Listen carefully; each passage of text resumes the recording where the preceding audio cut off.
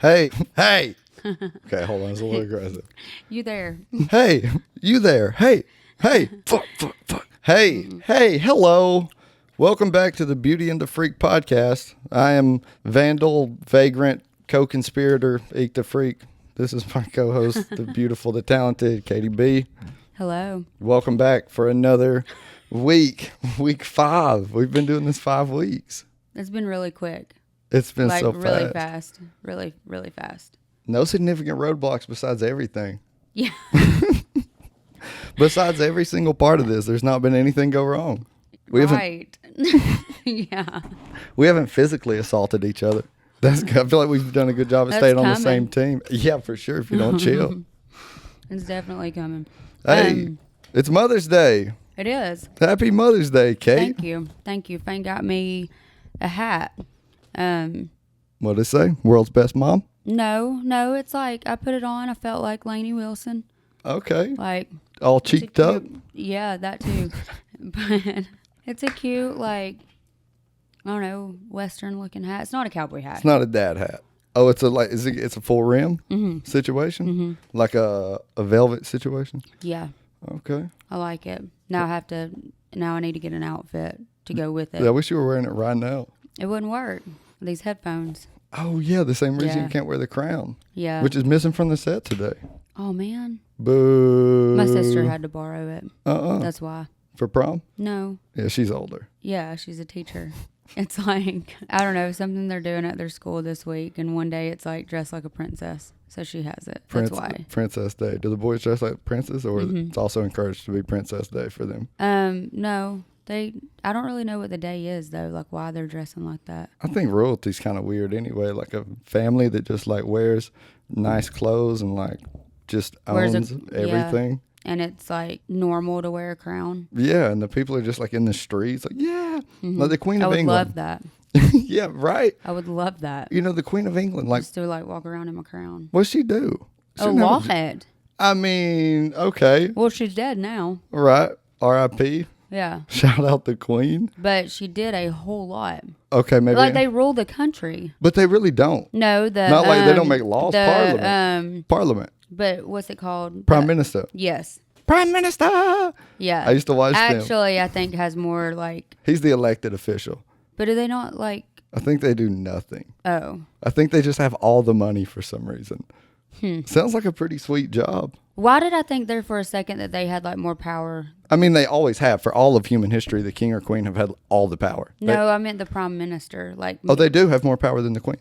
They do? Yeah, for sure. Okay, that makes no sense. They're an elected official. Which makes it even, like, not make sense even more. Yeah, England's weird, man, because they're, like, coming out of that phase where there was a king or a queen forever, and it was, like, divine right rule. Like, they said that God ordained them with the power, and they traced their lineage all the way back to, like, serpent kings of ancient times. And so as people, there was, like, the Enlightenment where people realized that, like, maybe Sky Dad isn't there. Like, before that, it was illegal to even question it. You would just get killed. And so when they realized Sky Dad might not be there, they were like, okay, maybe King and Queen are lying to us. And we should have some stuff. Maybe some land. A crumb of land for us, please. That's what they asked the king and queen for? Basically, all nations. We're trying to call them out on their bullshit. Yeah. Basically, like during the Enlightenment, when people realized, like, we invented the microscope so we could see that there were, like, cells and things. We started to realize that the universe was a lot more complex than we thought, and that maybe the Bible was antiquated in its storytelling. So people stopped being religious. It happened first, probably like complete non-religiousness in Russia in the 1800s. That's why they're so soulless now, 200 years of atheism. Wow. Yes, this is how we are in Russia. Yes. We have no soul. Let her die. I didn't know that. Yeah. But yeah, in England now, it's like they still have the king and queen sitting there, but nobody really believes that God ordained these people. Like, we don't believe that God gave us those people. Let's be for real. If they were going to give us people, they would give us better people than that, hopefully. The queen killed Princess Diana, like, literally, so. Yeah, that's what they say. That's what they say. Yeah, I didn't know that about it, though. I just thought, I guess I really didn't know what I thought. I just knew it was like a long line of family that was royalty. Related, all of them. Well, like, yeah. The king of, like, France and England, like, even though they're separated, like. Oh, nuh-uh. They used to all be related, yeah. No, you're bullshitting me. No, this is facts. The king and queen, it's so bad. I never can tell when you're lying. No, this is really, I'm so for real about this. I like this stuff. It's a period called the Holy Roman Empire, like after the Roman Empire fell in like 464 AD. The Roman Empire falls, King Ottawalker, king of the Germans, comes into Rome, and then it's basically like everything is broken up. There's no power anywhere. So like all these nations start to kind of rise, but at the center of the nation is a king and a queen, and they will have like lords, I guess, underneath them. And then the the lords would have like knights, and then under them would be peasants. And so kind of all of these nations came up together, and then slowly they started to merge, or there would be wars and they would win each other. And these kings and queens started to develop, and there was like certain families that ruled basically everything. Like the Habsburg family, they're famous for like having a big distended jaw from so much inbreeding. Like they eventually, Wow. the kings were born like so mentally retarded that they could not rule. Like one of them died at 13 from like birth complications because his parents had been related for like 10 generations. So they accidentally learned about genetics like that. But yeah, they all would It's a interbreed. terrible way to learn. Yeah, I think it's Edward the Eighth. Like the pictures are pretty ridiculous. Like his cheeks are like exaggerated out, and his jaw is super long. But there's like two schools of thought. There's the school of thought that they just inbred so much, or there's actually this school of thought that several times they breed with like outsiders instead of keeping the genetics pure. And I guess there are people that would say that that's actually what happened. That the genetics were pure in the beginning. Yeah. But that sounds a little far fetched. Who knows? Nobody will know, really. Imagine being a king or queen. You're just born and somebody just wipes your ass your whole life. You just say, fetch me this, and they have to do it, or it's just off with their heads. It'd be really cool. In a time where most people are starving to death. Well, I mean, Like most people outside the castle are just like literally just skin and bones, just like raking wheat for the king. That would fuck you up if you were like... yeah, it would. No, I mean, it would be way worse to be on the outside, obviously, but being on the inside of that, what would you think? Would you go out eventually? If you go out and see that for the first time, does it like trip you out? Like someone that's been in the like castle their whole life. Yeah, if you like went out on the town and saw that like people were like sick and dying and like missing limbs and eyes. Yeah, it would trip you up. What would you do? I mean, like that would be... Would you not want to be better? There is a story like that. I don't know who it is. I think I told it to you on Ep 2. Maybe. Okay. No, Buddha. I don't. I was about to say I don't remember who you told me. Siddhartha Gautama is the actual But I'm guy. like, you definitely told me a story like that. Like they saw that and then said, I don't want this, and went out. Sat under a tree for 40 days with no food. Oh, yeah. He was either going to die or be enlightened. And allegedly became the Buddha. So it was Buddha. Ish. Okay. I think we know the guy's name. History knows the guy's name was Siddhartha Gautama, but maybe there's no L in there. But he eventually became known as the Buddha. And I think the fat Buddha you see, the fat gold Buddha, is not real Buddha. That's some like much later guy. But they call him the Buddha. Yeah. History's a fraud. You think Jesus was white? Let's think about it. If you had to guess. Okay, 0 to 10. Look, 0 being white. I'm not doing that. Come on, just guess what you think he would be. 0? No. Okay. No. Okay, I'll go first. Go for it. Okay, the Jesus that I have seen my whole life is the whitest white. He don't even have a tan. Mm-hmm. What's up? I think that's probably not the real one. But then I've heard of black Jesus. I have too. Okay. You think that's it? I don't know what it is. How would I know? Do we know if... Okay, let's not go into Yeah. Do we know if Jesus is real? Let me tell you here, I hate when people do crush the Jesus was white argument, and I'm going to tell you why. Okay. In like 334 BC, Alexander the Great did sweep through that area, and there were Greek colonies that were colonized by a diaspora of 100% Greek people until the time of Jesus Christ. So there were actually enclaves of people who would be ethnically similar to a white person today. They wouldn't have been white. They would have been more Mediterranean. But there are definitely ways and maybe not likelihoods, but there are potentialities where Jesus could have been a white guy. But I think if you devolve to the point to where you're arguing about what race Jesus is, you're kind of missing the whole point of Jesus. Yeah. I don't think that's like a critical detail. No, I don't think it is either. I think that's why I just don't really care. Like I don't have an opinion about it. Not that like I...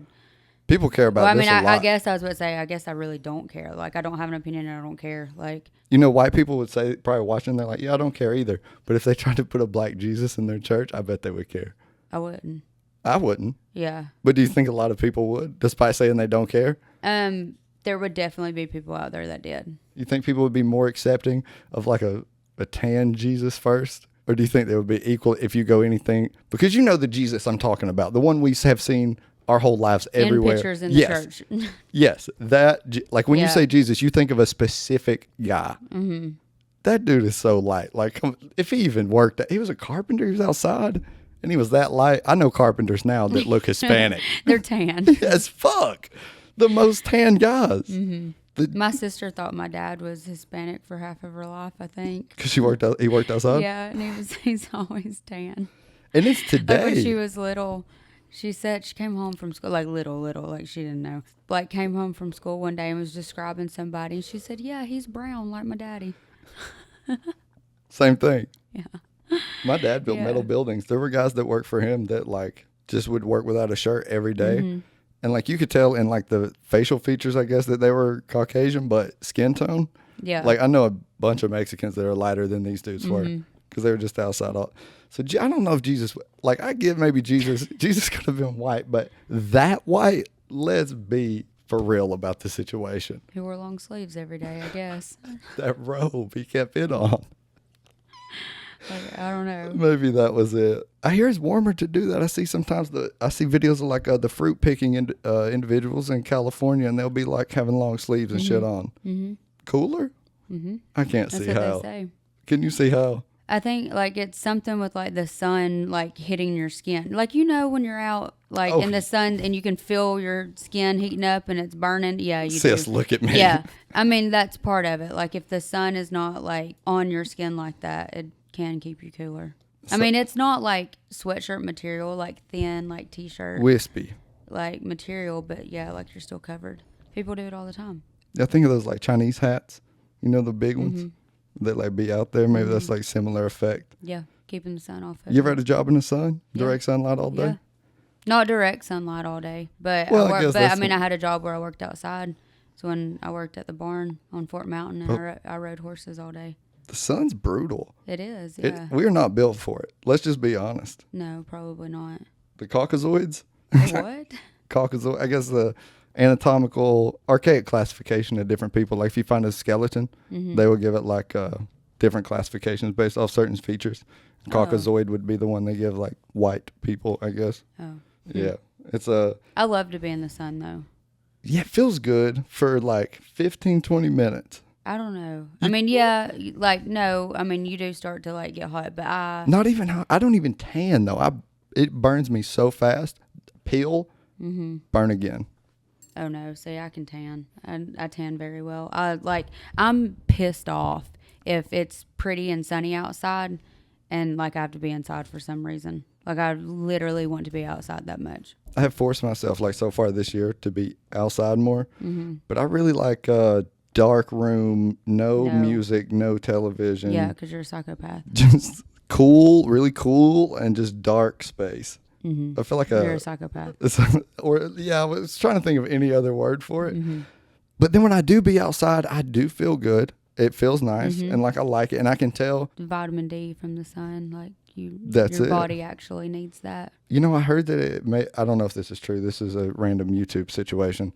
The sun actually just aids you in breaking down vitamin D, and actually doesn't give you vitamin D. Breaking it down, why do you need to break it down? I guess your body has trouble like taking vitamin D that you take in and making it into a usable form of vitamin D. And so it just like goes through you. And I don't know that this is true. Does your body not produce vitamin D also though?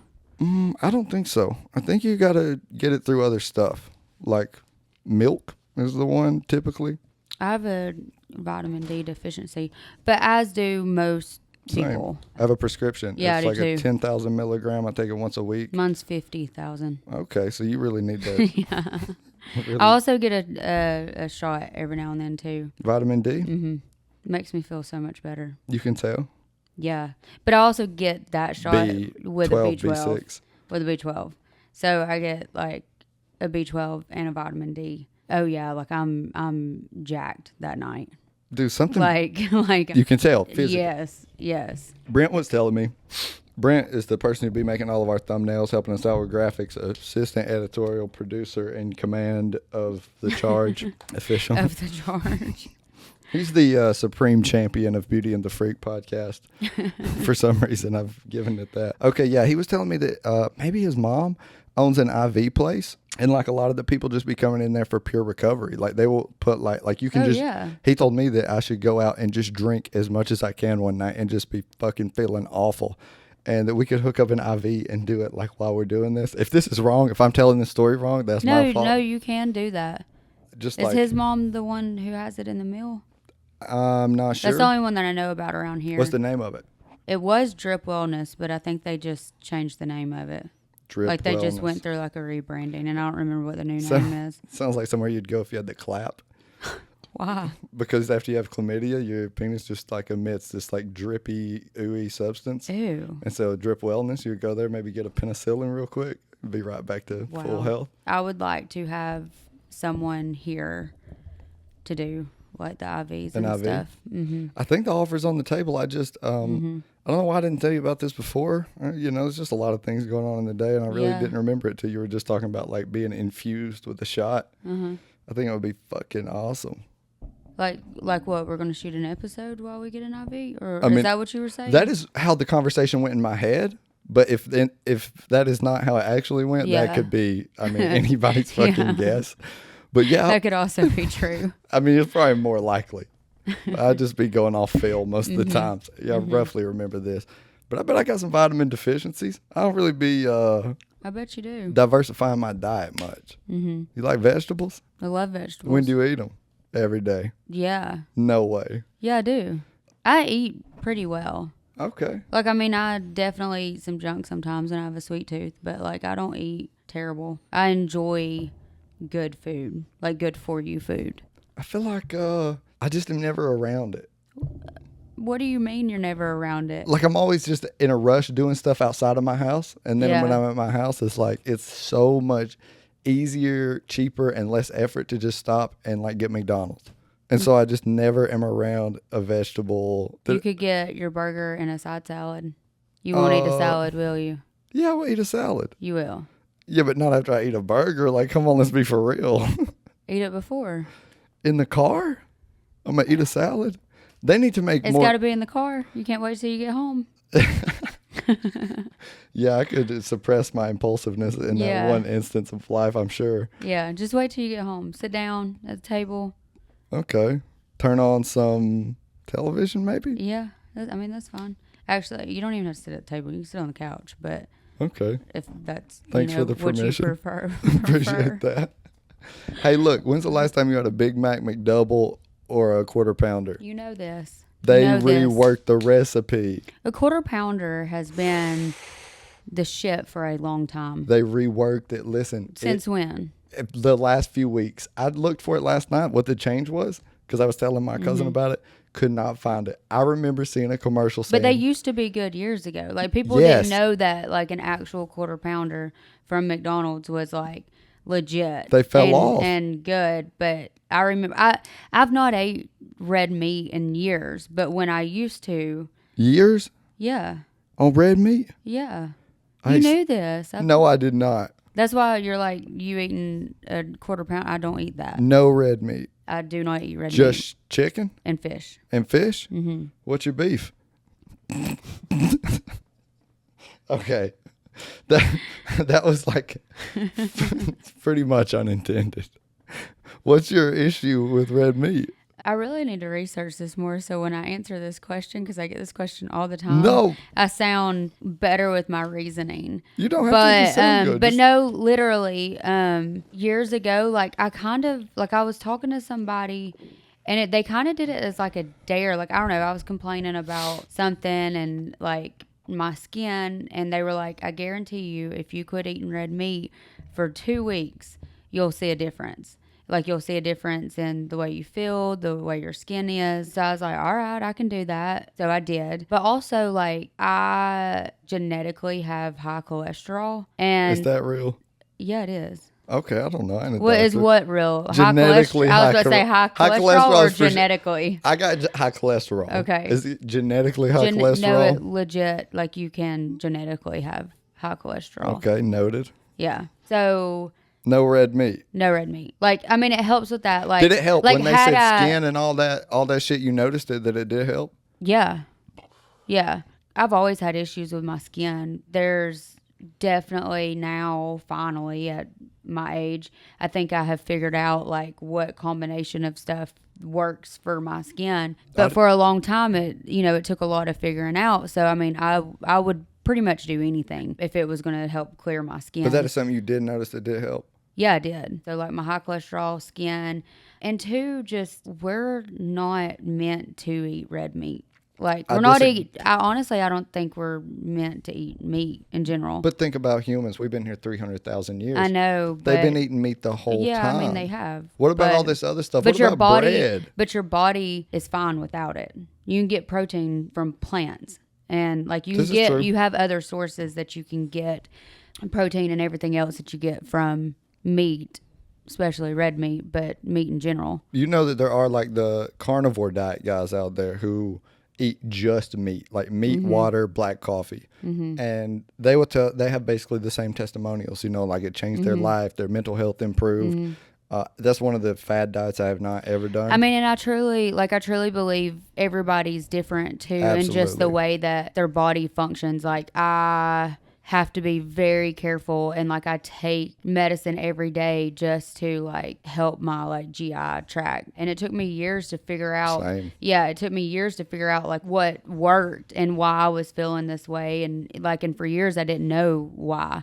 You gotta assume most of our food is poison, right? Yeah. Oh, like yeah. if you think about a Nutri-Grain bar, like what the fuck is a Nutri-Grain bar, bro? What the fuck is a Fruit Loop? Like, you don't find a Fruit Loop tree in nature. Like, our ancestors before us have never digested a Fruit Loop. No. And then you read the ingredients. What the fuck is propylene glycate? Like, you know what I'm saying? Yeah.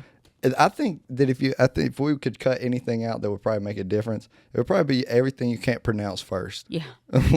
like steak might not be the big issue. Milk, probably not an egg. I feel like we can let pass. God. Saying I'm like, I don't do any of that. Potassium sulfide, sulfafazine. I will eat eggs. Yeah, I'll eat eggs, but I don't do like milk or red meat. They say some people say eggs are bad. Some people say eggs are good.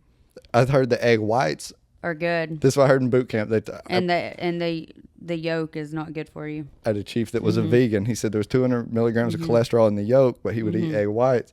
But it's like, and if I have the option of egg whites, choose egg whites over the whole egg. I feel like the whole egg got some flavor to it. It's got like a soul in it. You know what I'm saying? I agree. It definitely does. Get a little bit of life. I mean, in you gotta love a deviled egg. I don't like deviled eggs. Really? Why? Mostly just how they look. I think it's really. Yeah. It's like, why would you take all that out and then just put that stuff and then put it right back? It feels like you're desecrating the egg. That's not what you do though. You mix it with like a whole lot of other stuff. That's what I'm saying. You take the yolk out and you just leave these just like naked, soulless, just like egg carriers. They're naked. They're definitely naked. Just, where's my soul? And you blend it up with a bunch of who knows what. Throw it back in there. You really can put like anything you want. Straight up. Egg. And who's going to stop you? Yeah. That's why I call them the devil's eggs. There's no rules at all on it. You can make it however you want to. It's Babylon inside those eggs. What chef's preference. Yeah, exactly. No, I don't like shit like that. Coleslaw, that's another one. I'll stand on this. Fuck coleslaw. I'm iffy on you if you like coleslaw. So I can't ask you if you're like more of a mayonnaise base or a vinegar base. Hear me out. Some people do like mustard base. Is that vinegar though? Like, would that be more of a vinegar base? I don't get vinegar off of mustard, but it might be in there a little bit. Yeah. Hear me out. You take cabbage, right? It sucks. None of y'all, if you say it don't. I love cabbage. When's the last time you just ate some cabbage? Not fried cabbage, not. I was going to earlier today. Just going. Well, no, not like that, but it cut up like in a salad. Okay, that's a little different. I'm talking coleslaw. You ain't got all that. You relying heavily on the cabbage, right? Except it has its buddy mayonnaise right on top of the cabbage. The audacity of the caucasity. In there. No. There's other things in there. Yeah, but when's the last time you ate a carrot, bro? This is not stuff that we should. All the time. What? I ate some earlier today. Real carrots. Yes. No, fake ones. I mean, like, not like They were actually cheese puffs, but I called them carrots. Like, yes, real carrots. Carrots? Okay. So, cabbage, carrots, and coleslaw. You mix that up and you're just delighted. You mean mayonnaise, but yeah. Oh, yeah. Did I say coleslaw? Yeah. Sauced. Yeah, no. When I meet people and I even and I ask them pretty quick if they like coleslaw or not, and they tell me yes, I start to immediately be suspicious of all their movements after that. Like, what's your real ploy here? Dude, like, be for real. Cabbage, carrots, mayonnaise. Mix it up in a bowl. Who did that at first and was like, this is gonna slap? But I don't like mayonnaise based coleslaw though. You like mustard based coleslaw? No, I like vinegar based. So instead, where's the creamy, rich and creamy? That's what I don't like. You just like a bowl of cabbage with vinegar on it? Yeah, You and you call me a psycho for sitting in a dark room? room? Like the more chunky it is, like the grossest thing is that like really, really fine cut coleslaw and it's in like a soup of mayonnaise. You know what I'm talking about? And it's like soupy. Like that's gross. It's all almost the same I want somebody to take a thing of cabbage and just and like that be that. And then like put vinegar and oil and salt and pepper on it and I'd be good. But how do you get over the fact that you gotta let it sit and marinate for a while though? That just sounds like you gotta get like some festering too. You gotta let it sit out in the heat for a minute. Let some flies land on it. Get some flavor on that thing. No, I don't know, man. There's just something about the mixture. Like, I don't like mayonnaise, really. Cabbage, to me, is a flavorless lettuce wannabe.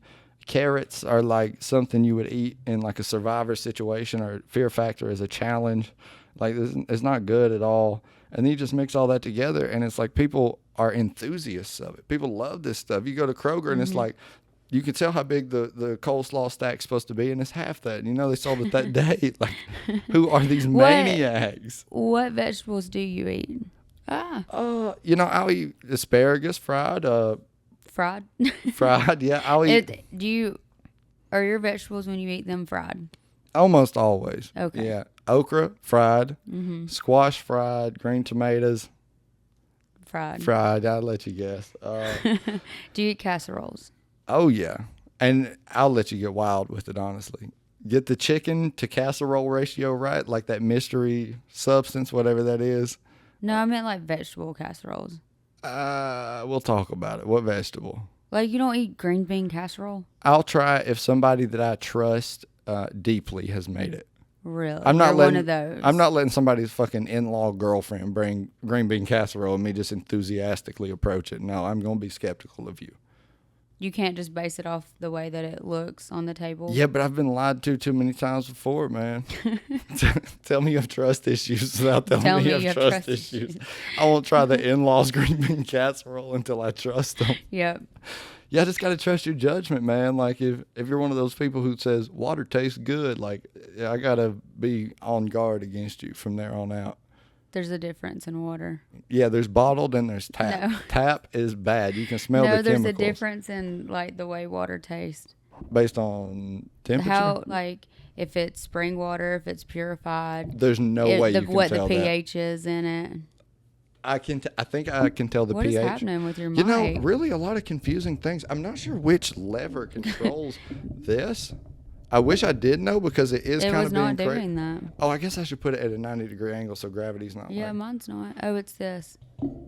You're the little. No, this one controls the stiffness on this. Oh, yeah, you're right. This has to turn to the right. We'll cut that. You won't.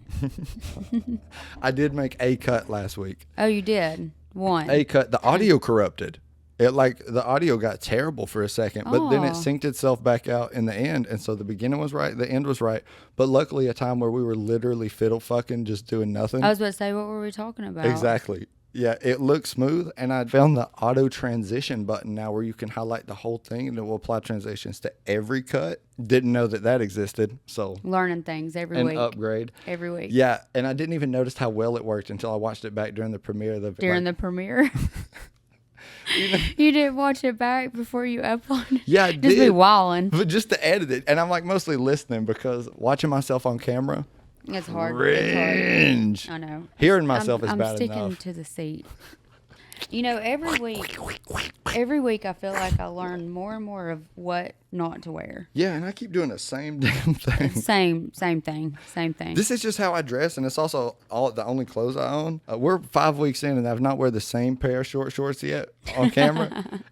But you have that many short shorts. Yes, I just like I think it's a statement in a lot of ways. Like when you see a dude out and like he's just wearing the shortest shorts, it kind of just makes you look at that person. Mm-hmm. And if they're not already like looking at my hair or maybe like the tie-dye tank top, or I want to give them another reason to just take a gander. What do you feel like they think when they look at you in your short shorts? Vagrant, vandal, assassin, co-conspirator, refugee, escaped slave. I wouldn't get any of those. No. I don't think. What would you think first impression? Can you do that? Can you wipe away your impressions? You see me walking through Walmart? I'd be like, he's pretty confident. Confident guy. Mm-hmm. Okay. I think it's maybe a little bit of the reason I do it too, is like, because I don't necessarily feel like the confident guy all the time. Mm. And so if I can like put a good enough front up, make people think that you are, people will reflect that confidence onto me. They'll talk to me like I'm that. And then it's a lot easier to be that because they already have that image in their head of it. It's like when you walk into a room and people tell you like, walk into that room and own it. I feel like I'd be doing that.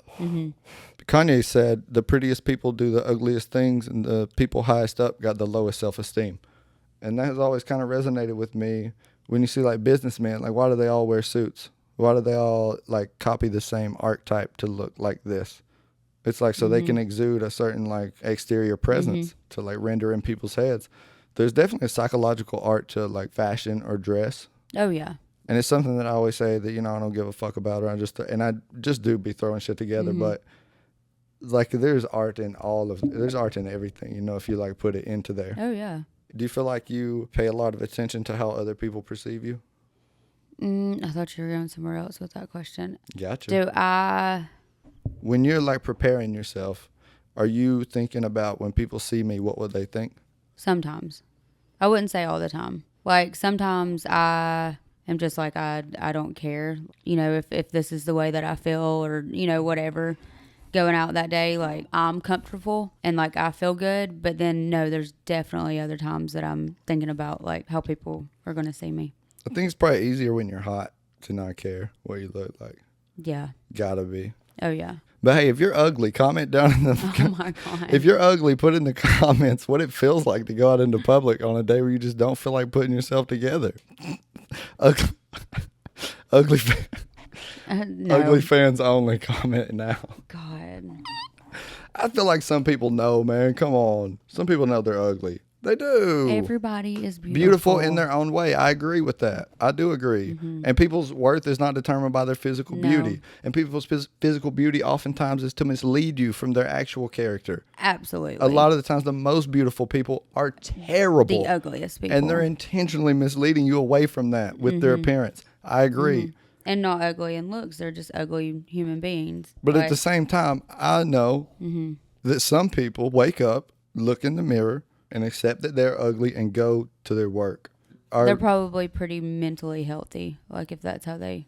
For sure. I don't think mental health depends on the looks. Eventually. No, but I'm saying to be able to look in the mirror and say yes, that takes mental health. Yes. I feel like I'm so vain that when I start to get in a condition that I don't like, just am not enthused about, it affects my mental health so much. Oh, yeah. I wish I was less like that, actually. I would probably rather be happy than have, like, visible abs. For sure. When I was in the Navy the last 2-3 years, and then the few years when I got out, I was so obsessed with the gym that it's like I got very used to looking a certain way. And then when I switched to, like, being reasonable, maybe going 2 or 3 times a week, it's like you don't look like that anymore. And even though I look like other people would tell me, like, dang, like, what are you doing to get like that? In my own head, I was just like, fat piece of shit, ugly fucking idiot. So there's a vanity that comes with that that's, like, definitely too much. I've been around gym culture a lot, and there's a lot of gym bros who are, like the most beautiful, like, statue sculpted men and women. They, like, don't see themselves that way? Well, they look at themselves and they're just like, oh, fucking look at this. Look at that. But like, it's body dysmorphia. Yeah. Much more common with gym goers, I would say, than anybody. I don't know. Yeah, I mean, I agree with you. If I'm in the gym and like I can start noticing things, I'm like, I really like what the gym does to me. Makes me happier. When you're at like your hottest, do you have a part of your body that you still feel self-conscious about? Mm-hmm. Specifically? Mm-hmm. Will you name it? Mm-hmm. What is it? My belly. Belly, like what about it? Like from where I had a child. That's probably like very common. Oh, it is. And like, I mean, it's not that like I hide it and like I won't show it, like I will. I mean, whatever, like I've had a kid. But that, I mean, that really is like one of my most self-conscious areas. I feel like you are on the like good end of the spectrum as far as like before and afters from child too. So there's probably people that wear it a lot more. Yeah, I think too there are things about my body that after having a child I like more. Which being Just I feel like when I look at myself like 19-year-old me, and like you always say, oh, you know, I wish I was as fat as I thought I was then. Well, I've gotten down to that same weight like before. about this time last year. Yeah. I remember. And yeah, I got really skinny, and I remember what I weighed like when I graduated high school, and I hit, you know, a lot of people say, oh, you'll never see that again, like with age and having babies and whatever. Well, I did. That's like a pessimistic view. Why? No, for those people that are like, you'll never see that again. Yeah. Come on. But I'm like, I did. But I didn't, for one, I didn't like myself there. At that point? At that point. Do you feel like you proportioned the same? Or like the weight was in different places when you were 19-year-old that weight versus Okay, so yeah, let me back up. So 19-year-old me, 120 pounds, and 30-year-old me, 120 pounds, looked different. Like body-wise, looked different. And I really liked the 30-year-old version better. I mean, obviously, like I'm really, really bad on my self-image. So there were definitely things that I wanted to change and that I didn't like. And for the viewers at home, what you look like at 30 years old, we'll do a little yeah. Okay.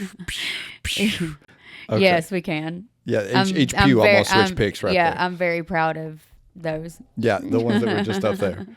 But one thing that I say is I lost all that weight, and I didn't know that I needed to be in the gym working on my butt when I lost all that weight.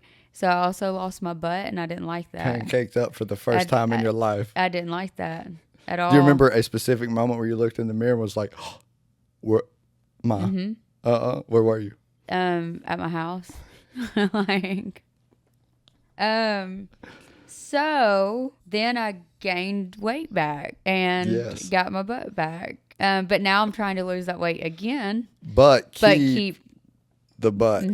I know now. You have to work hard for that butt. You know, this is where the body dysmorphia kicks in too, because there's a lot of girls that would be watching this that would look at you you're like their ideal body type. Like this is just objective. I don't hate my body. There's been times I'm not saying you do, but no matter where you get to, I think especially depending on the type of person you are, I know you like on a personal level, so I know that. But I'm also very confident too. Yes, yes. Wear it well, regardless of what you wear, and you're gonna wear it well. Yeah, I feel kind of the same way, and that I'm just never satisfied with like. There's something.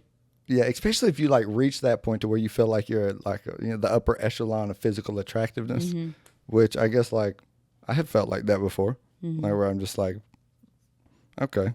I mean, like even if it's down to like everything could be great, but you'd be like, but this needs to be bigger. Why do we do that to ourselves? That really sucks. Yeah, and no matter where I'm at, I do it. Yeah, that's what I'm saying. Like everything else could be perfect, but you would still pick something that you're like, oh, I wish this was like that.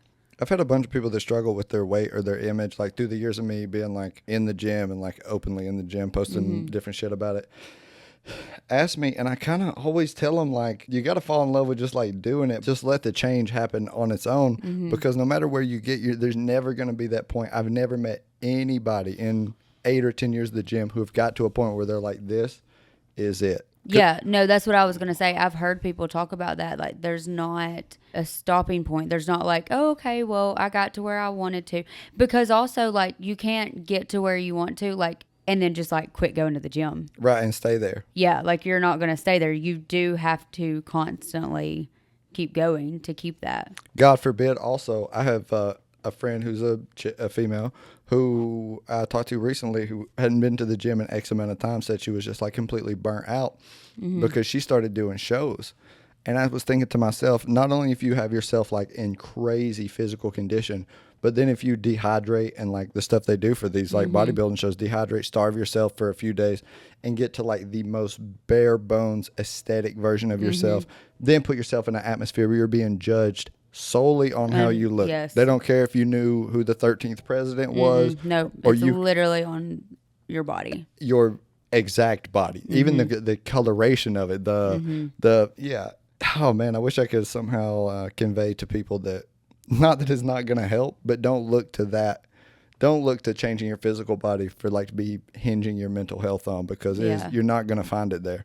And a lot of people I know, it actually has gotten worse, despite the fact they look objectively more like Hollywood beautiful or whatever.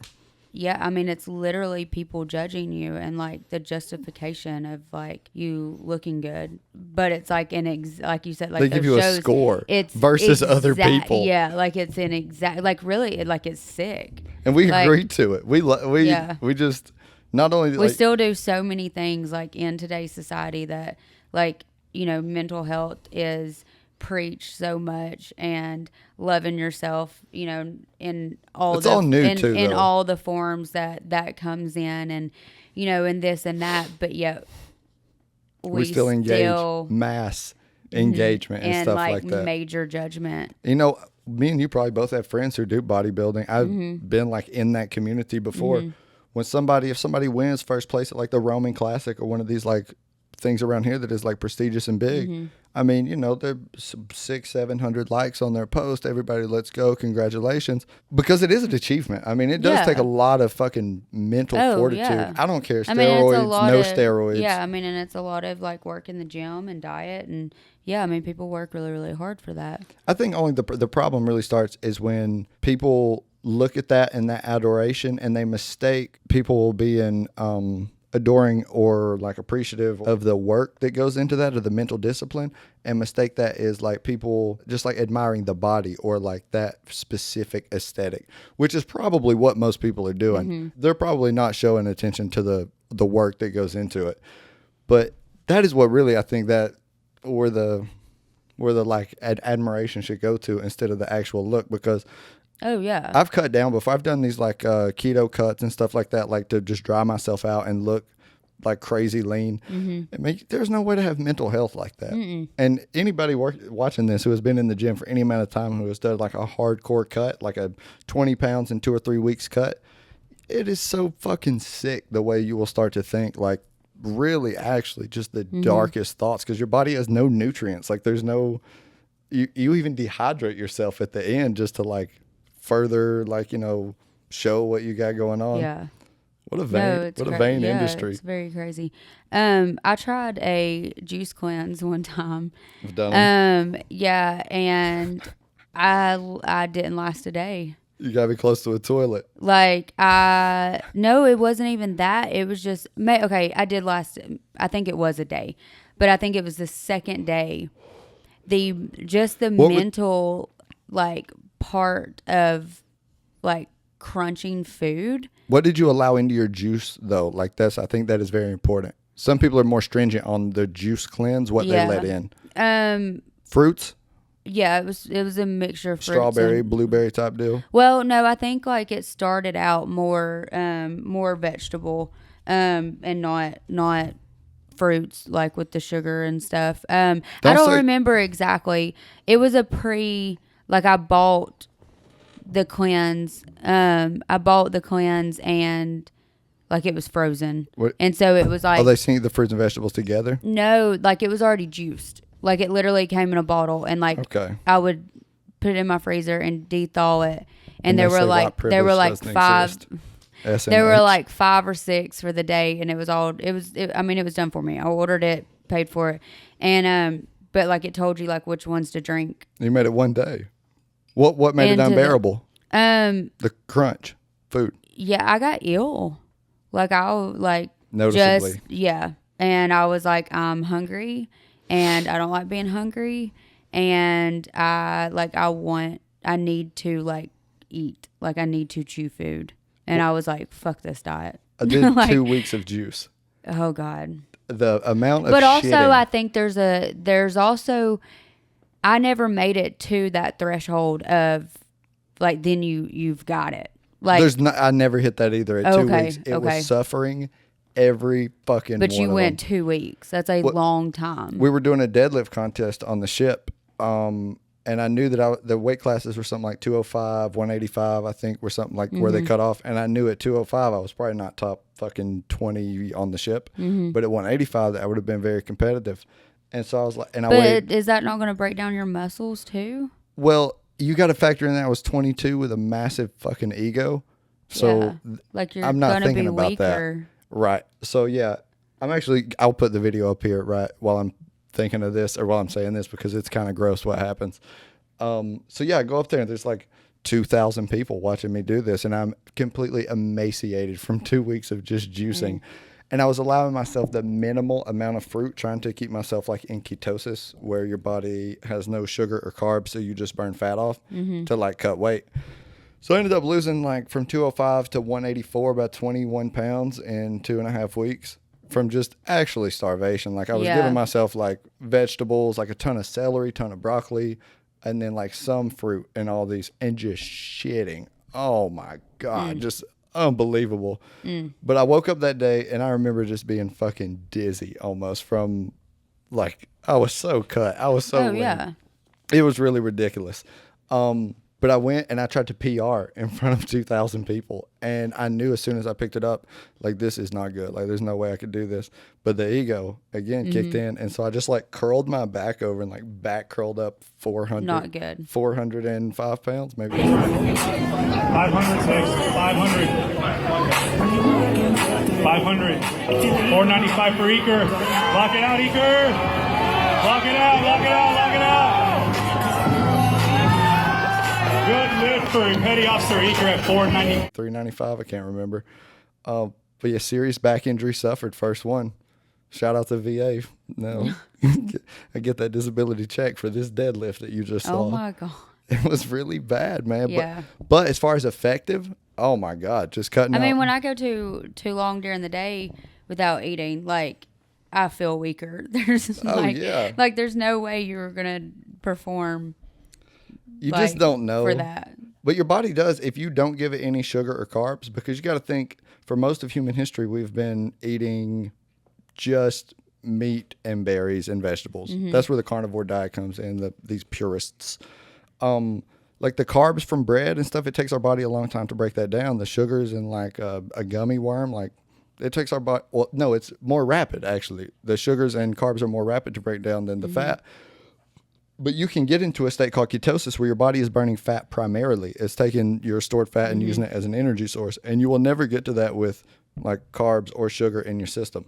So it's much harder to fucking burn fat. You're going to do it like when you sleep and stuff. So as far as effective, it does work. I've heard people say they get into a rhythm of keto to where like their body is burning fat so fast. There are super marathon runners which run like 200, 240 miles at like in one race. And they will eat basically just avocado. Some of them eat just avocados because they're in such a state of ketosis. The natural fat in avocados will like fuel them. And there's some people who never do that, and they eat like these sugar packets. It's just like a gel of pure sugar, so their body will have energy to burn to run. Kind of nuts. It's insane. I saw this not too long ago. The chick that set the record for one of the longest super marathons is 240 miles. It's called the Moab 240 through the Moab Desert. It was a girl. It's a boy-girl race. Like, you can, she broke the record by like 10 hours. Like a male set the record. She broke it by almost 2 hours and was on like a keto diet where she was eating avocados. And she she said she told her trainer to let her sleep for 60 seconds. And she said she laid her head down halfway through the race, slept for 60 seconds, had like these crazy dreams where she lived like almost a whole lifetime throughout this 60-second dream. Her trainer woke her up. She said she was completely rested and then finished the rest of the race while everybody else slept a whole night. I think it's still the standing record for the Moab 240. She went on Joe Rogan to talk about it. A complete psychopath. So this race, like, they actually stop and sleep for it's the your night. own pace. However fast you can run 240 miles through a scorching desert, that's how fast the race is. Okay. And so, like, yeah, you can take breaks when you need to, like, all anytime. That. Okay. But she took one 60-second sleep where she said as soon as her eyes closed, she started dreaming. Instant. And then they woke her up, Have you ever took the little short naps where you're like exhausted? You take a short nap and your whole body's like tingling when you wake up after a 5 or 10 minute nap? Like your heart's racing? Yes. And like physical tingles through your body. What the fuck Yeah, I don't is know what that? I don't know what that is. I do it all the time though.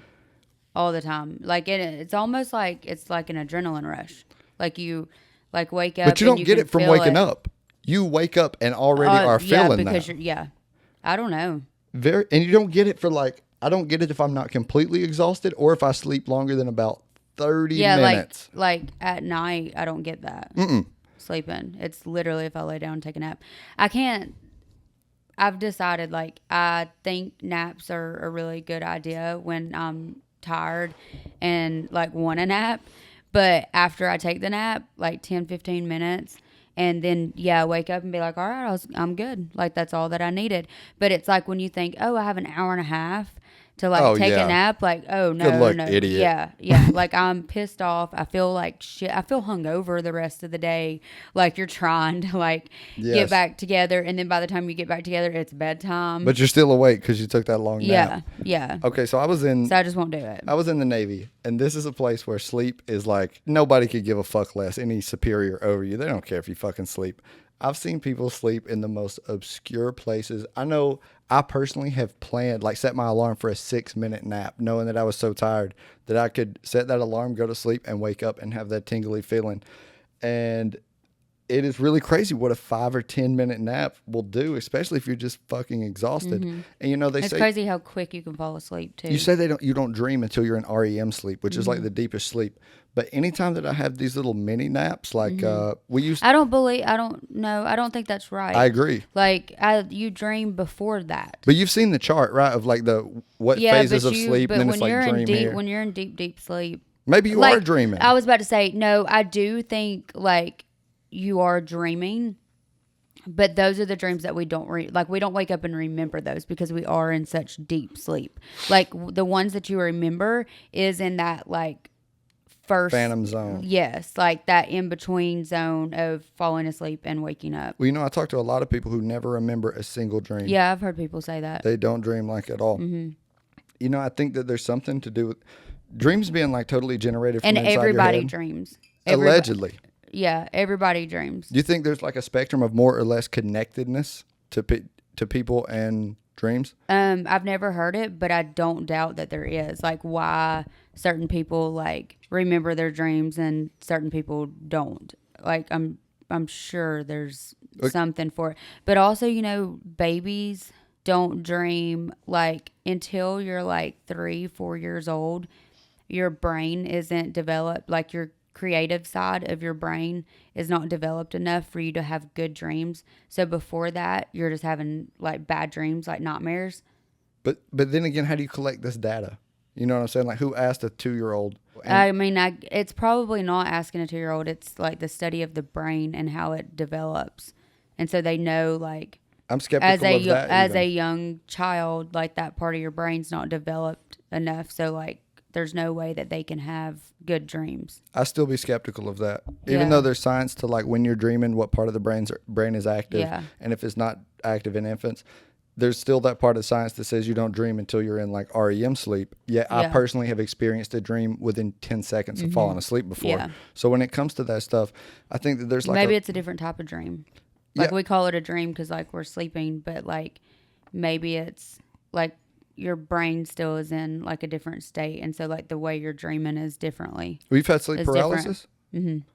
So that's something I have almost every night. I think that's probably something different too. I had it last night. I remember like to the point where you're just trapped. Like you wake up and you can see the room. See, and when I would have that would be when I was trying to nap. Yes. Yeah. A lot of times. I have this like theory that there is like something else. There's this physical plane of reality that we're looking at now where we are. And there's something else. And the dreams are kind of not the other place, but they're how our brain is understanding us going to that other place. And the sleep paralysis is almost like if you were walking through a doorway to that and you got stuck in the door for whatever reason. And, you meet people who have like a feel for things, who just like, it just feels like they almost are getting a set of information that you're not getting. Like they're just a little more connected to something else that intuition is guiding them.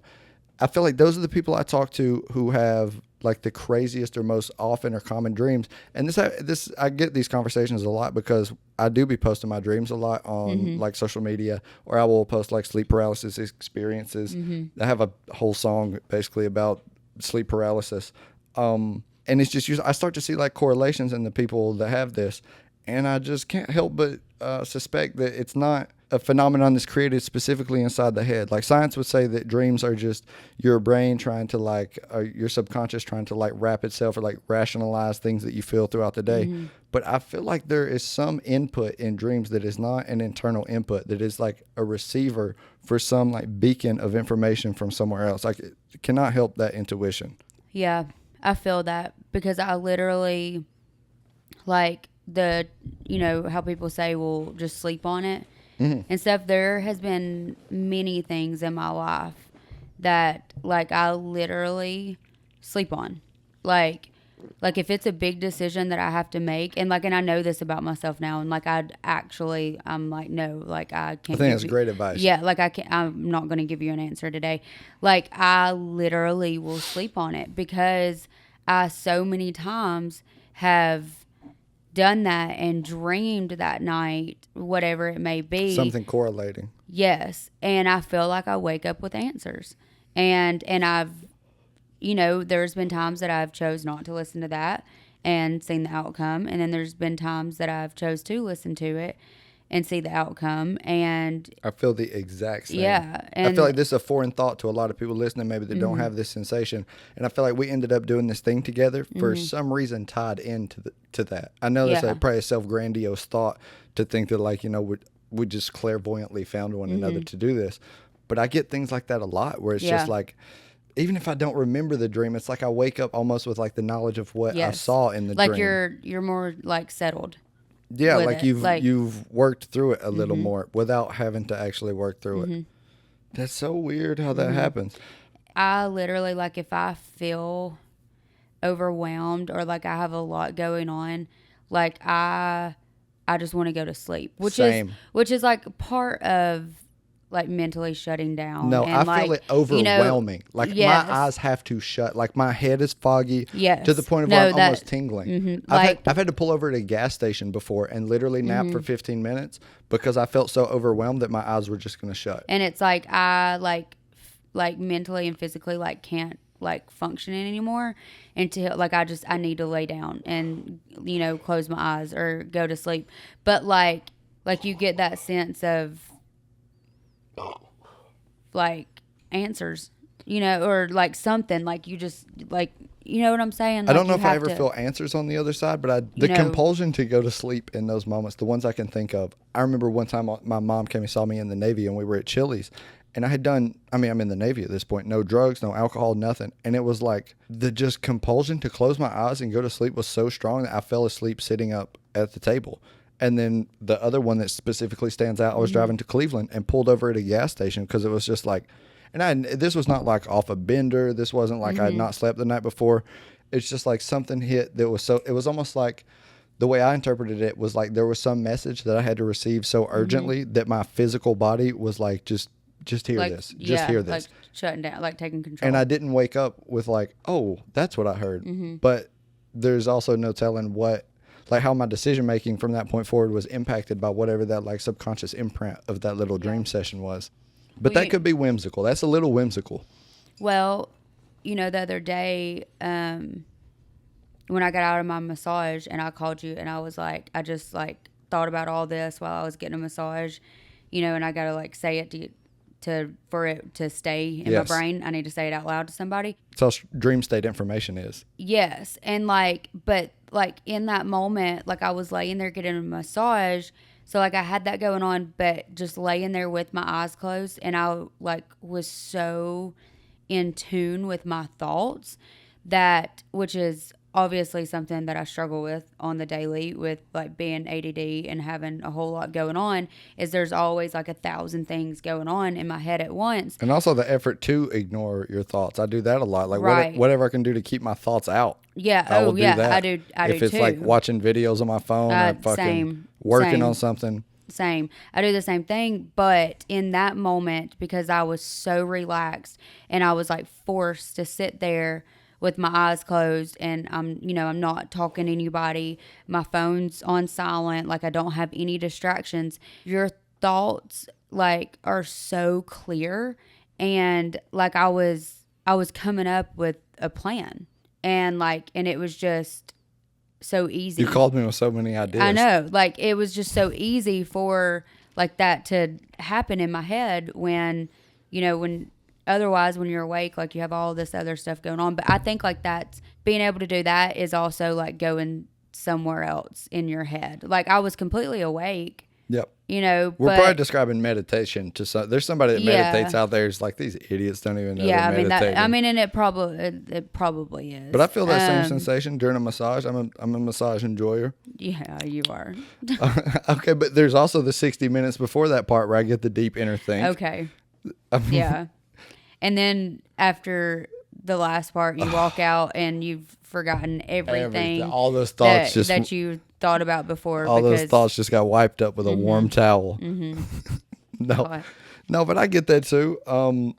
Damn, I think I'm scared to be with my own thoughts is most of it. Like, I don't like consciously know that, but it's like I will do anything to not be alone with my own thoughts. Even if I wake up and eat a bowl of cereal in the middle of the night or something, like, I'll put a video on my phone to keep from sitting there and thinking. That's probably like a common thing I think a lot of people do. What is that? I don't know. Because I think a lot of times you got to address, like, we're not all perfect. And it's like, if you really are just alone with your own thoughts, at least me, I turn on myself, bro, bad. I start thinking everything I do is cringe. Yeah. Like, everybody thinks I'm a phony. Like, I'm not who I tell people I am. Like, that's what my alone thoughts always sound like. I feel like that motivates me to keep busy. Yeah. Like, the other day I did the Helton's thing, showed up here, shot the video, just like go and go and go. And that way I never have to like stop and like question why I'm doing it or like it. Oh, I mean, yeah. Like, my therapist used to tell me like that I did that to not feel my feelings and and all that. Like, I would throw myself, and I know I do it, which I'm okay. Damn, it works. Like, I'm okay with the fact that I do it because it does work, but also like I benefit from it. But I like throw myself into my work or throw my like I like fixate on something. And you can't tell if it's because you're interested in that thing or if it's because you're just interested in not having your head thoughts be like the main voice. Right. But at least for me. Yeah. This is why the other day I almost sent you that text where I said, I want to feed you a bunch of mushrooms this summer at some point. It's one of those deep things. You want to see where my brain goes? I didn't end up sending it because I was worried that I would like topple your entire like mental setup because we're in our 30s now. Yeah. Mushrooms is a thing that you probably should do when you're like flexible on a lot of things. Yeah. Because I know it flipped my world upside down. And a lot of the times, like one time I did way too much LSD and I deleted my social media for 6 months. I just remember crying, like weeping for hours, just thinking like, man, there's so much injustice in the world. Like, I'm so privileged and I just shit it all away. And like these weird, like, it feels like you're kind of like thinking about yourself, but as not yourself. But, like, I don't know everything about you. You don't know everything about me. Yeah. You know bad things that you've done that nobody knows, that you've kept to yourself. It's like being able to think about yourself with all the information as you have about else. Yes. And that. Yeah, I don't know that I want to do that. Not that like I'm scared of like bad things or anything. Be. Well, yeah, I mean, obviously that's part of it, but just also like, I don't know. I'm positive. I would be afraid just seeing like if I didn't like what I saw from another person's standpoint, like that would it'd fuck me up. But you got to realize also other people don't know all the things you know about you that you're going to use to draw those conclusions. One of the things that it's not even like it's worse than what other people would think because they don't know all the it's a biased point of view. It's biased in that you know information about yourself no one else knows, but it's unbiased in that like you're not giving yourself the benefit of the doubt in this like state. Yeah, that's at least what I get from it when people describe like you're not hearing like excuses for at all. Yeah, it will be stuff like you need to call your mom more. Like she's getting older. Like what are you doing? Like you know what I'm saying? like, and I've never had a bad trip, and I've had a lot of these like deep thinks where it'll result in like a tear or something, but I've never had one that like deemed untrue after I got out of it. It was all stuff that was definitely true, and I feel like psychedelics as a whole have shaped who I am more than anything. I probably started too young. I started doing acid when I was like 17, and then for a while in the Navy, I did it like every 2 weeks for probably like 6 months. And me and my friend Mason, we got up to like, we did a 10 strip a piece one time, like 10 hits of LSD to where it was like barely fit in our mouths. Yeah. There's abuse to everything. There's abuse, but man, the thinks that you will have on there, like the depths at which you will think about things, kind of like, you know, there's no way to see through your own bullshit. There just is not. Like when I think about anything, I think about it through the lens of my own fucking bullshit. And it is bullshit. Like there's a layer of bullshit to everything that everybody does. And when you pull that away and just like look at yourself naked, when you like inspect yourself naked of your own like excuses or biases, that don't always feel good. Like sometimes, I mean, you will see, you know, there are positives that you'll see that you don't see about yourself. Like I felt a lot better, like body. I felt a lot better about like, you know, like how I conduct myself. But there are ways that it's just... Yeah, which could be really, really good. Yes. And, you know, they're now prescribing psilocybin, which is mushrooms, as mental health treatment in a few states. Like, there are studies opening up on it everywhere because there are profound effects of it. Like, its effectiveness against depression is so much more effective than SSRIs like Zoloft or Abilify and these things. Like, it's far, far outperforms that stuff. But this comes a lot of the times from people doing that, like, naked inspection of themselves, like looking at the shit they don't want to look at. Like if you got a junk drawer you haven't cleaned out in 2 or 3 years, like the feeling that you get from finally looking in there and sorting everything and it being good, that's kind of like the effect on mental health that doing psychedelics has a lot of the times. It does suck because you have to open up that drawer and see how fucking messy you are. Right. But then when you are able to like put it back in order, like like break it down individually and clean it. That feeling when you walk into a room and it just feels tense is gone now because you've dealt with that thing that you didn't even know you needed to be dealing with, which is, I would like to see psychedelics more widely used for medicine, but be very careful. Like if you're watching this and you've never done it and because it's popular now in pop culture too. I've seen a bunch of TikToks about it, or like microdosing and stuff like this. But it's a Carl Jung quote. He said, be careful of knowledge gained, which is unearned, which is like when you do psychedelics, you're going to like learn some things that you might not should have heard all that yet. And when I started doing it at 17, I was too young. 100% too young. But it did kind of like blast me forward. There's just no way to see the world like that. And if you look at, I mean, pop culture through the years, psychedelics have been super prevalent since the 60s. I mean, a lot of, especially artists and stuff like that. Yeah, I'm like, I had never done it, so, you know, I mean. It's rare to meet somebody our age who's never done any psychedelic. Yep, I haven't. I want to ask you, like, other stuff have you done or have you not done? But I brought that one up knowing beforehand it was already a no. But there are a few things that would get you kind of to that psychedelic state. I hear ketamine is one of them. Yeah, no. Which is being prescribed very widely now. I think there's a clinic in Tennessee, Chattanooga somewhere, where they'll give you ketamine.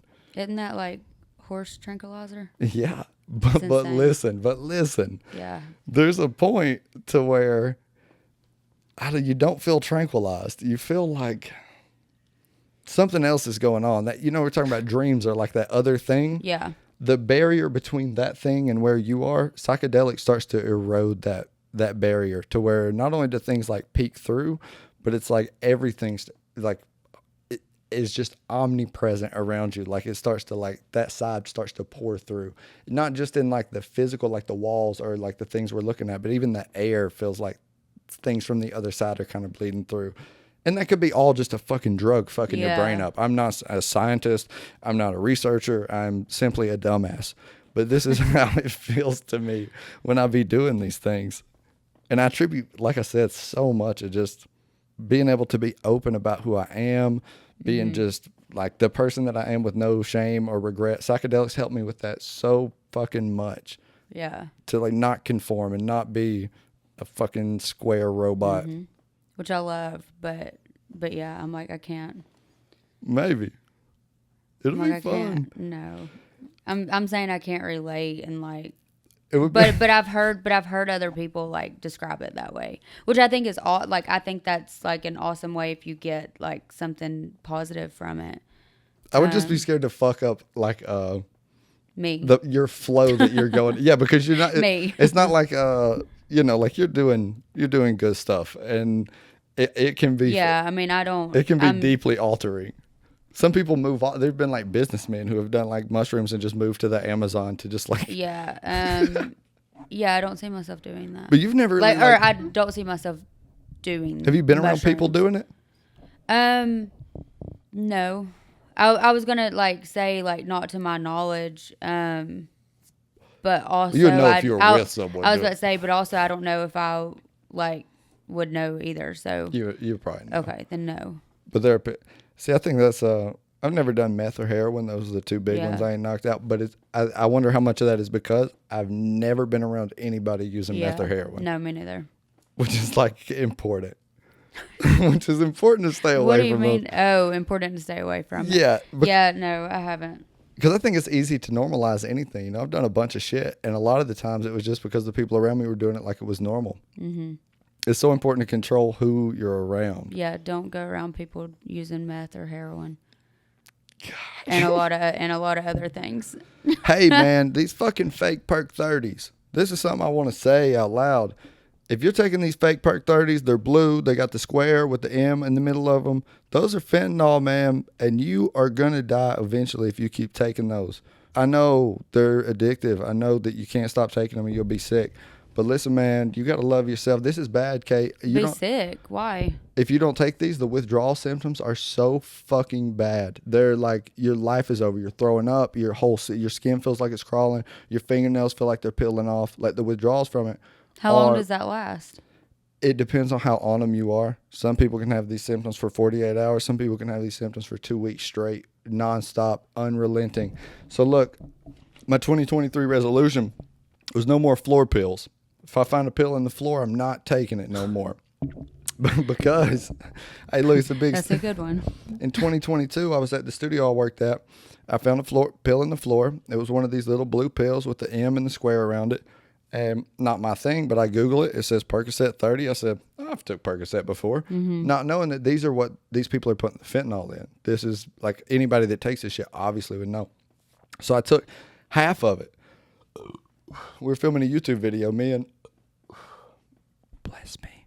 Excuse me. Me and the guy that was helping me with my YouTube content at the time. So like an hour goes by, nothing happens. I don't feel any effect. And I've taken fucking perks before, like when they were real.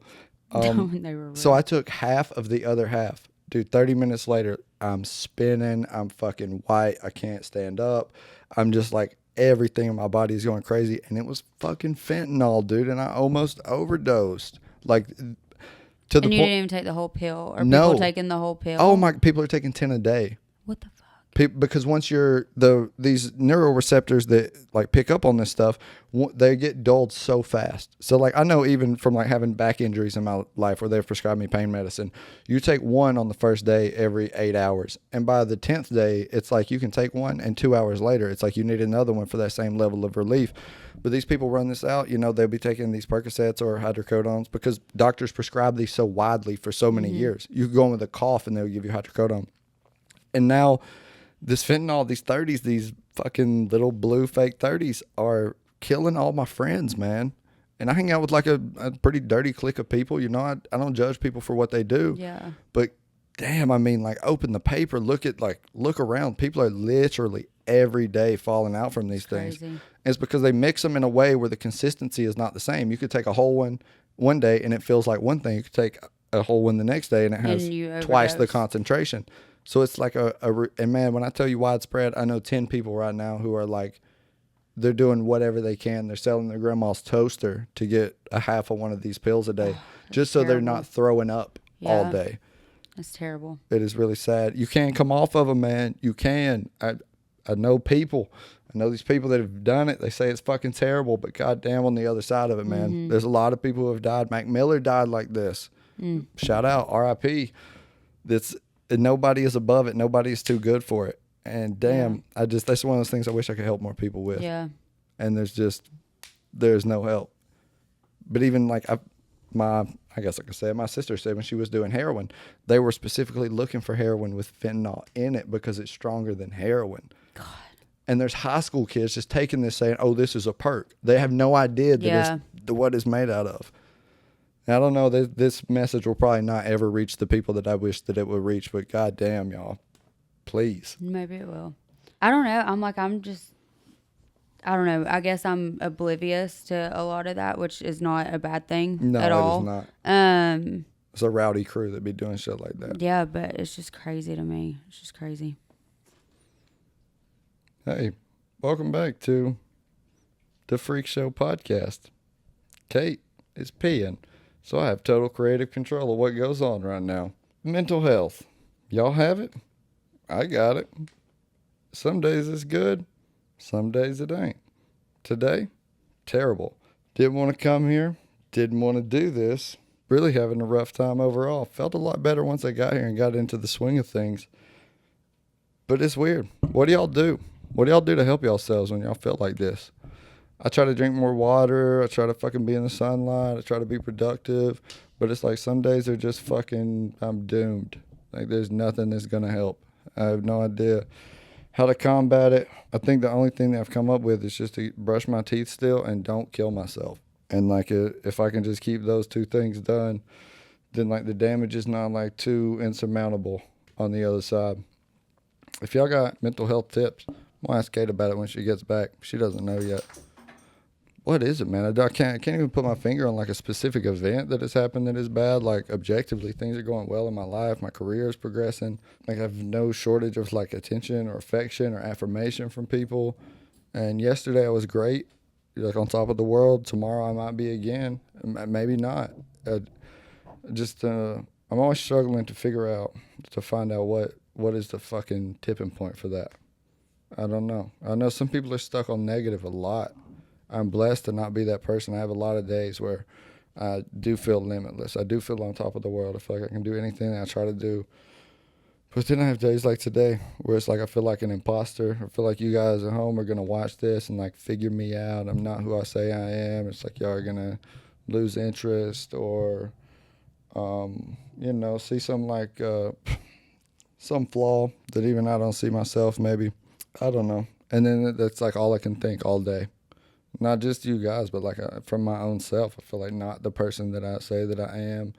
I feel even the attention that I get, I feel like undeserving of it a lot of the times when it just gets like so loud some days. And I just, brush your teeth and don't kill yourself. Both like kind of equally hard to do some days, but I think that's my best mental health advice. I've given quite the soliloquy while you were gone. Okay, listen, real quick. Some days you're on top of the world. You're killing shit. You're getting all the affirmations you need. Mm-hmm. Everybody's telling you you're killing it. Some days it's like you're getting all that same input. Nothing has gone wrong. And you just feel like a big phony. Like people are going to find you out and you don't even deserve where you're at. Yes or no? Yeah. What is that? I don't know. I don't feel like I feel like a big phony or like people are going to figure me out. Mine's like I don't feel appreciated or like. Even if you're getting outside affirmations? I don't feel truly seen sometimes, which also like I know nobody unless like they know like all my thoughts, see every move that I make is also going to see everything that I do. So like, I mean, it's kind of like an impossible thing, but I do feel that way sometimes. Like days where there's no, like if only someone else could understand, you know what I mean? Like, and there's like, obviously days you feel bad where you know why. Like something has happened. Yeah. But I think while you were gone, I was more so talking about the days where it's like, you don't know. Where you think back to like what has gone wrong today. Like why am I in this mood? And there's no, like what do you do? What do you do if you catch yourself in the middle of that? How do you help it? I mean, different ways. Like if I want to help it, I mean, I just try to like do different things, whether it's just like get in my car and listen to certain music, like just to like try to get me out of feeling like that and boost my mood. Kate's comfort music is No. a twerk song playlist. I'm not kidding y'all. Before No, we record, it's not. It's not my comfort music. when we record, It is not my comfort music. Kate's You're a little calling it nervous. that, but no, it's not my comfort music. She says, turn on something I could. She doesn't, but says, could throw some ass to. And she'll listen to Yin Yang Twins for 10 minutes, be like, all right, let's fucking record. Shake it like a song, shake it like a song, shake it. I mean, everybody has their thing that they do It's the to most like unhinged comfort music I've ever heard. to get in character. like I mean, what does the president do before he walks out and gives a big old speech? Listens to Or Yin she. Yang Twins. Exactly, probably. It hypes you up. Yeah, I bet president's probably nervous too, I would say. They probably got a ritual. I'm sure. I think my ritual is just drugs and alcohol, and I got to get away from that because it's not sustainable. No. It is it is effective. Let's be honest. Like you can pour enough drugs and alcohol in a bad mood to fix it right then, but not for like a long period of time. No, but like it's not fixing it. Yes, It's not fixing No. it. It's masking it. artificially And- manufacturing the Yeah, feel-good but also chemicals. you could do too much to where like you're not just in a happy mood. Who, me? No, I'm saying you in general could do too much to where then you're just like, Crack. yeah, and not functioning. Well, while I have no idea what you're talking about with that, Okay. I'm sure that some people do know.